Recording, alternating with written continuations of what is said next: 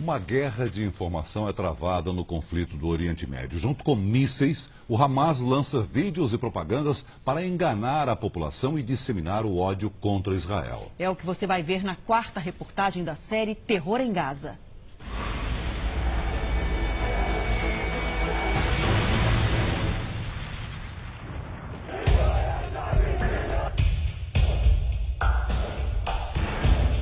Corpos cobertos com um pano branco são filmados pelo Hamas em algum lugar de Gaza. O grupo quer mostrar as vítimas do conflito com Israel. Mas a gravação acaba revelando uma farsa. O que seria um dos mortos se movimenta. E um outro começa a rir. Este é apenas um dos vídeos usados pelo Hamas na guerra de informação que se espalha na mídia, principalmente nas redes sociais.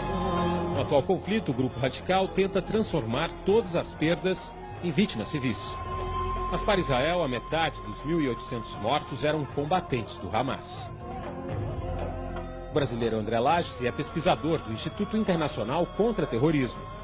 Ele conta que o Hamas montou um manual que explica como os palestinos podem maquiar o número de mortos numa ofensiva. Quando você encontrar um corpo após um ataque israelense, você precisa identificar esse corpo como civis inocentes. O que isso traz? Isso traz um monte de dúvidas em relação ao número de mortes e a quantidade de civis dentro dessas mortes.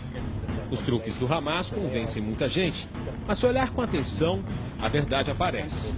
Nesse vídeo, um homem ferido é carregado, mas logo depois ele aparece no mesmo local, em pé e bem. Aqui essa foto tocante de um menino ferido abraçado pelo pai. Rodou o mundo, mas não é de Gaza. Foi feita em outro conflito, em outro país, em Alepo, na Síria. O Hamas ele tem uma publicidade muito bem elaborada para usar o sofrimento da população de Gaza, a pobreza da população de Gaza, a falta de trabalho da população de Gaza contra Israel. As redes sociais no mundo e a rádio do Hamas em Gaza são as principais armas do grupo para conquistar simpatizantes.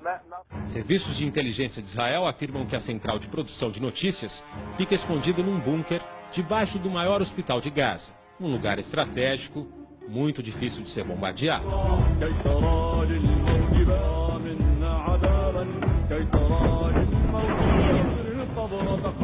Na guerra de informação, o Hamas conta com uma aliada, a rede de TV Al-Aqsa, que pertence ao grupo e que abasteceu a população de Gaza e o mundo com imagens sangrentas e vídeos de militantes encapuzados, entrando e saindo de túneis.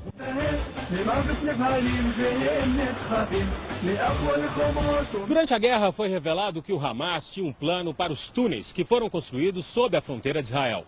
O grupo tinha a intenção de utilizar essas passagens para provocar ataques contra as comunidades do sul do país durante o Ano Novo Judaico, que acontece no mês que vem. Israel frustrou o plano do Hamas com a Operação Limite Protetor e a destruição dos túneis. Mas o alto número de vítimas na faixa de Gaza foi utilizado pelo Hamas como propaganda, que despertou protestos violentos não só aqui nas ruas de Jerusalém, mas em todo o mundo.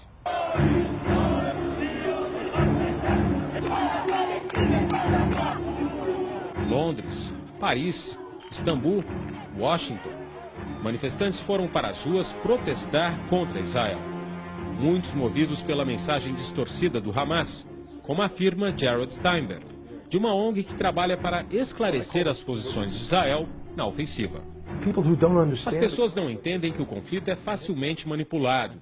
Vimos muito disso de uma maneira muito efetiva. E por isso, tantas condenações e manifestações contra Israel. Amanhã, o futuro no Oriente Médio. O que querem cidadãos israelenses e palestinos? A realidade de quem espera pela paz. Grupo terrorista Hamas vira movimento islamita e organização palestina no Estadão e no jornal O Globo. Terroristas do Hamas lançam mísseis frequentemente em direção ao Estado de Israel a partir da faixa de Gaza. Atentados à bomba e uso de cristãos como escudo humano estão entre as barbáries cometidas por membros da organização criminosa. Apesar disso, os cruéis palestinos ganham um afago da mídia brasileira. Em matérias publicadas nesta segunda-feira, dia 1º, o Hamas foi chamado de Grupo Palestino pelo Estadão, Movimento Islamita pela revista Exame e Organização Palestina pelo O Globo. A natureza terrorista do grupo ficou escondida debaixo do tapete. No entanto, críticas extensas ao acordo entre Brasil e Israel encheram as páginas dos jornais. A mão leve da mídia sobre atos extremos de muçulmanos fica evidente diante do discurso de islamofobia para qualquer ato em desacordo com a religião. No caso da perseguição aos cristãos, não há o termo cristofobia. Na realidade, é extremamente raro ver notícias sobre os milhares de cristãos que são mortos todos os anos por causa de sua fé. Ao ligar a TV, não se assuste, tudo parecerá de cabeça para baixo, ou invertido como em um espelho. Cristão perseguido vira opressor, grupo terrorista vira organização, assassino vira vítima da sociedade. Na dúvida, desligue. De Belo Horizonte, Fernanda Salles para o Terça Livre.